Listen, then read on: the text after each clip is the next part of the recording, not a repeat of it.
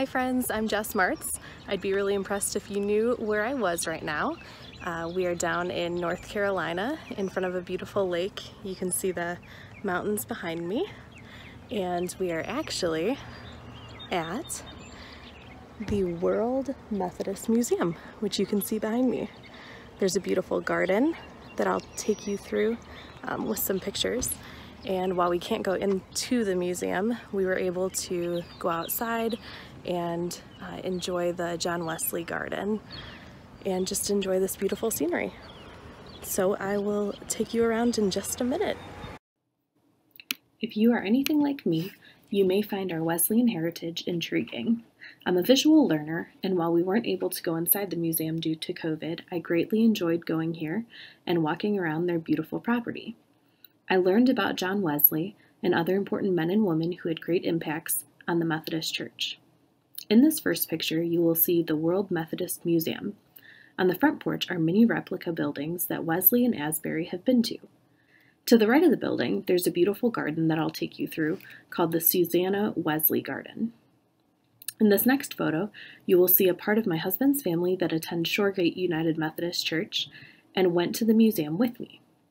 Behind us, you will see Lake Junaluska, and this area is a conference and retreat center with deep Methodist roots.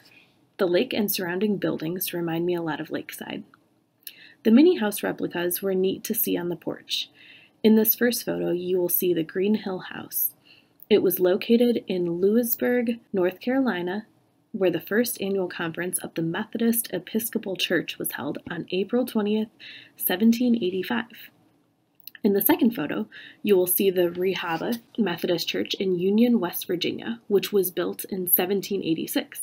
It's the oldest extant Protestant church building west of the Alleghenies. And in this third replica, you will see the Edward Cox House. It was near Bluff City, Tennessee, and home of the earliest Methodist settler in the Holston region.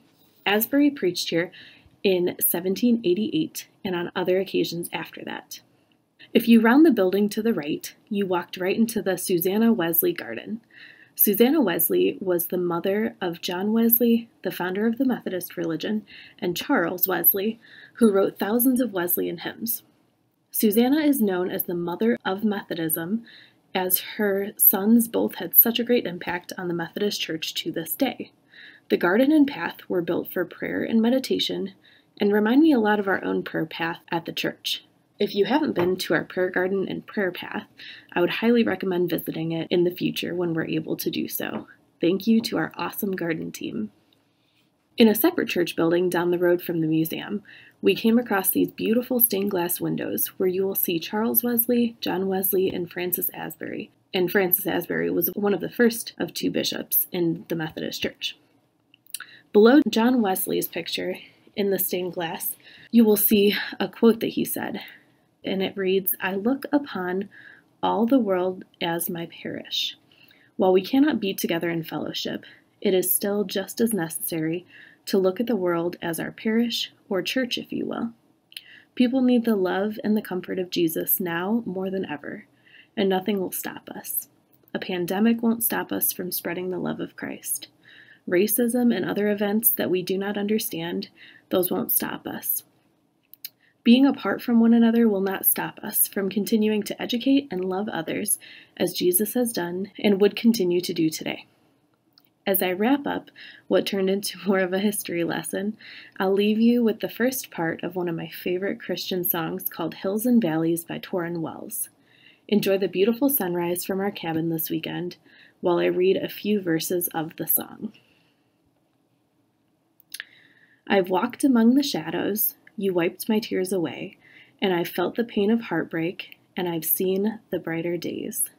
And I've prayed prayers to heaven from my lowest place, and I have held the blessings, God, you give and take away. No matter what I have, your grace is enough. No matter where I am, I'm standing in your love. On the mountains I will bow my life to the one who set me there. In the valley I will lift my eyes to the one who sees me there. When I'm standing on the mountain Daft, I didn't get there on my own. When I'm walking through the valley end, no, I am not alone. You're the God of the hills and the valleys. the God of the hills and the valleys, and I am not alone.